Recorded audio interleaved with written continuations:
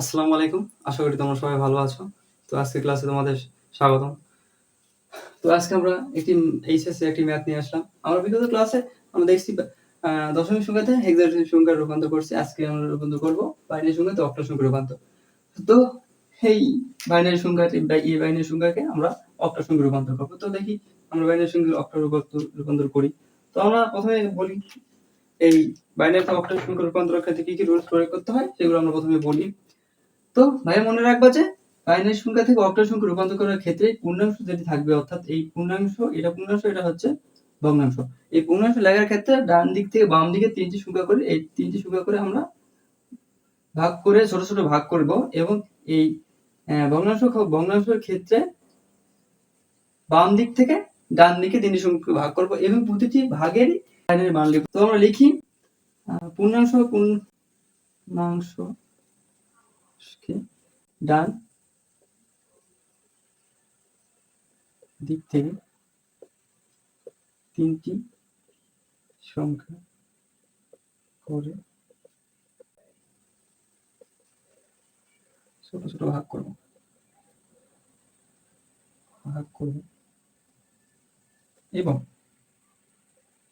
এবং এই যে ভগ্নাংশ সংখ্যাটি আছে সেই ভগ্নাংশকে আমরা এই বাম থেকে ডান দিকে তিনটি সংখ্যা ভাগ করব। ভগ্নাংশকে বাম থেকে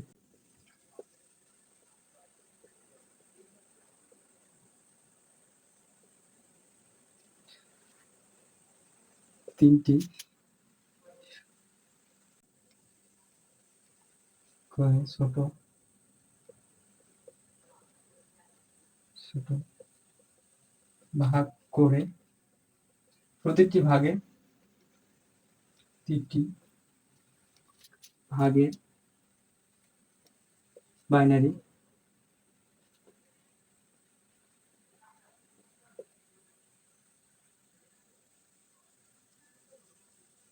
মান লিখব। তো আমরা দেখি সেগুলো বাইনারি মানগুলো লেখার চেষ্টা করি এবং সলভ করার চেষ্টা করি আমরা।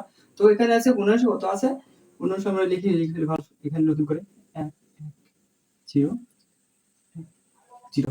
তোমরা প্রথমে বলছি কি পূর্ণাংশকে আমরা ডান দিক থেকে বাম দিকে ভাগ করব, অর্থাৎ পূর্ণাংশকে আমরা ডান দিকে এটা হচ্ছে ডান দিক থেকে বাম দিকে তিনটি সংখ্যা করে লিখবো। আমরা বলছি তিনটি সংখ্যা করে ভাগ করব, তিনটি সংখ্যা ভাগ করব। তো আমরা তিনটি সংখ্যা ভাগ করলাম।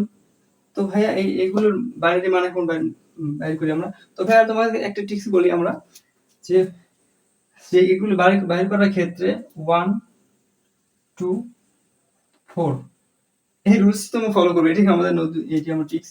তো বলি, তো বাইনারি সংখ্যা রূপান্তর করার ক্ষেত্রে আমরা এই ট্রিক্স ফলো করব। এখানে বলি এই সংখ্যাটির ক্ষেত্রে এখানে যেটি মান রয়েছে সেটি আমরা বসিয়ে দেব, অর্থাৎ 1 0 1, অর্থাৎ 1 1 তো আমরা বসিয়ে দিলাম 1 0 1 বসিয়ে দিলাম। তো এখানে কত হলো 4 1 5। তো এখানে সংখ্যার কত মান হচ্ছে, কত 4 1 5। তো আমরা 5 লিখে দিলাম। তো এখানে এই সংখ্যাটি আমরা বসাই দেই, দেখি এই সংখ্যাটি কত আছে 1 1 0। তো ভাইয়া আমরা ইতিমধ্যে আমরা বলিনি একটা কথা বলিনি যে সংখ্যাটি এটা যে আমরা লিখলাম, অর্থাৎ এই সূত্রটি আমরা যে লিখলাম সেই সূত্রের যেটা নিচে 1 থাকবে সেই সংখ্যাটি আমরা কাউন্ট করব। তো এখানে দেখি 4 সংখ্যাটি নিচে এই যে 1 আছে, 2 সংখ্যাটি 1 আছে। তো আমরা এই দুটি সংখ্যা আমরা কাউন্ট করতে পারি, এই দুটি সংখ্যা। তো কত হলো 4 আর 2 6, এখানে 6 লিখলাম। এই হলো পূর্ণাংশকে, আর পূর্ণাংশ এটা আমরা বাইর করে ফেললাম। এখন আমরা ভগ্নাংশ বাইর করি। ভগ্নাংশ কত আছে 0 1 0 এবং 1 1 0। 0 1 0 1 0 এবং 1 1 0 এটি আমরা বাইর করি। এখন এটি আমরা বাইর করতে দেখি। প্রথমে আমরা বলছি এই যে ভগ্নাংশ থাকবে সেই ভগ্নাংশকে আমরা সবসময় বাম দিক থেকে ডান দিকে তিনটি সংখ্যা করে ভাগ করবো এবং বাইনারি মান লিখবো। ভাগ করলাম তিনটি সংখ্যা করে। তো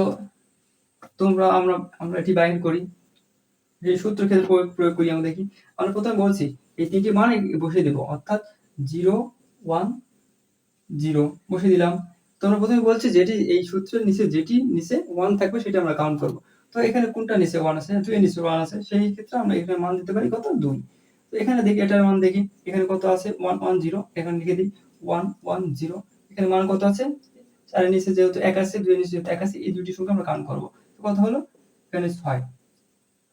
তো 6 লিখলাম। তো আমরা লিখি এখন এই সংখ্যাটি অক্টাল সংখ্যায় রূপান্তর করে অক্টাল যে মানটা বাইরে হলো সেই মানটা আমরা লিখি। তো কত হলো 56.2626 এই হলো অক্টাল মান। 8 সংখ্যা 8 বিট 8 অক্টালে বেজ যেহেতু 8 সে আমরা বেজ 8 লিখে দিলাম। এই হলো আজকের অক্টাল সংখ্যা আজকের বাইনারি সংখ্যা থেকে অক্টাল সংখ্যা রূপান্তরের কৌশল। তোমরা এটি ফলো করবা, তাহলে পরীক্ষাতে তোমরা সলভ করতে পারবা। তো দেখা হচ্ছে নেক্সট কোনো ভিডিওতে। তোমরা ভালো সুস্থ থেকো। তো আরেকটা কথা বলি, এর পরবর্তীতে আমরা যে অঙ্কটি করবো সেটি হচ্ছে বাইনারি থেকে হেক্সাডেসিমাল সংখ্যা, অর্থাৎ বাইনারি থেকে